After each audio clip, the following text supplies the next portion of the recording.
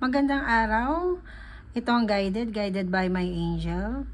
Ang reading natin ngayon ay Love Reading for March para sa mga Leo. 3 card spread tayo, which is I love you. Yung meaning, yung I is ikaw. Yung love is between you. At saka siya, and you is yung partner mo.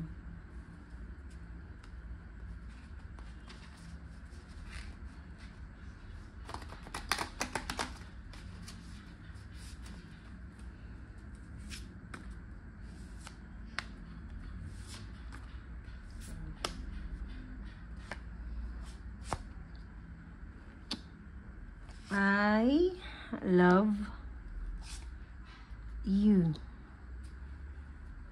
Puro reverse talaga yung mga card ko ngayong ano na to. Reading ko sa mga card niyan. Ka-reverse. Although na-shuffle naman ng maayos yung card.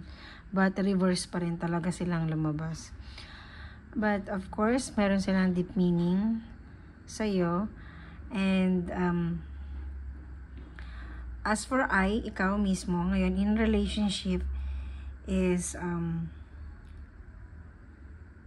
hindi ka pa ready. Hindi ka pa ready to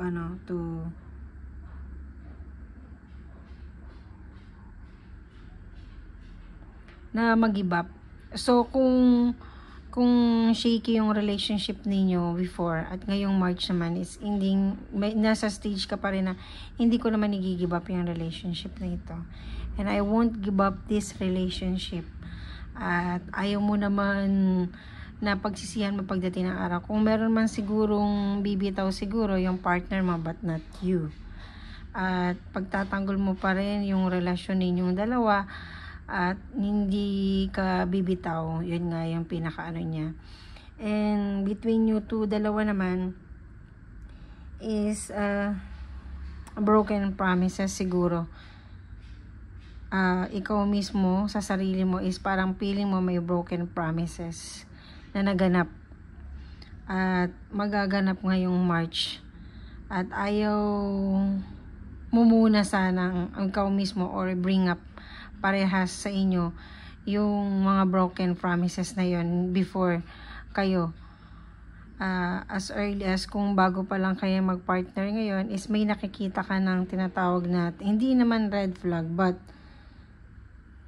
parang nakikita mo yung partner mo na na sandali lang parang marami ata tayong pinlano na hindi ata naaayon or yung mga promise mo dati hindi mo siya nagagawa ngayon. Bakit kaya?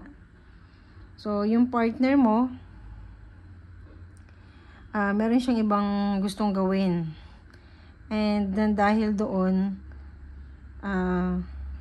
hindi niya hindi niya napopokus yung yung mga promises niya before sa'yo dahil yun nga meron siyang ibang focus.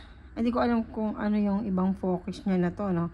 But hindi dun sa mga pinlano niyo before. Baga meron siyang ginagawa on his or her own na hindi niya binabanggit o sinasabi sa'yo.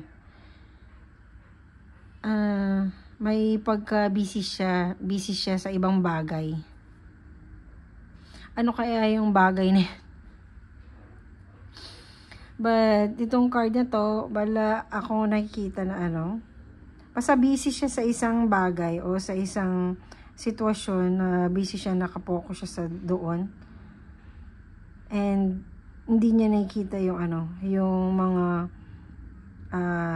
insecurities mo ngayon. Whether babae ka or lalaki ka.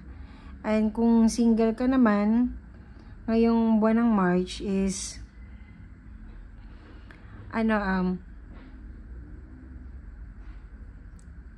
hindi mo masyadong focus yung paghahanap mo ng partner Kumbaga, ang focus mo is yung ikaw mismo ngayon sa sarili mo.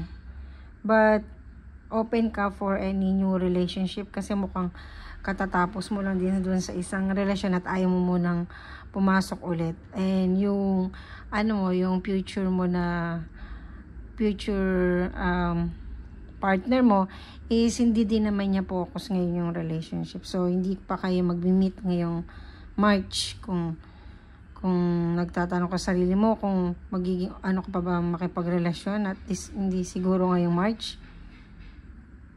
At hindi mo nakikita ang sarili mo ngayong taon na to na magkaroon ng bagong partner. Kasi marami kang naging lesson before na ayaw mo nang maulit pa. Dahil ayaw mo na ng broken promises na gaya nun nandun sa relationship ngayon na maraming pinangako na hindi pa natutupad at hindi pa rin ginagawa. So, sa mga Leo ngayon, ang yung relationship ay medyo may sarili kayong pinagkakaabalahan. Although, ikaw mismo nakikita mo na yun na parang medyo nahihiwalay na kayo sa isa't isa dahil mas marami siyang endeavor or marami siyang ginagawa. Pero masaya naman siya sa ginagawa niya. Mukhang wala naman siyang nakalimutan lang niya yung mga dapat niyang i-priority sa'yo sa inyong both relationship. And sana ngayong pagkatapos ng March mapag-usapan ninyo yun. So, ang pinakapayo ko lang siguro sa'yo, bubuno tayo ng isang card spell na para improve o ma-improve yung relationship nyo ngayon. It's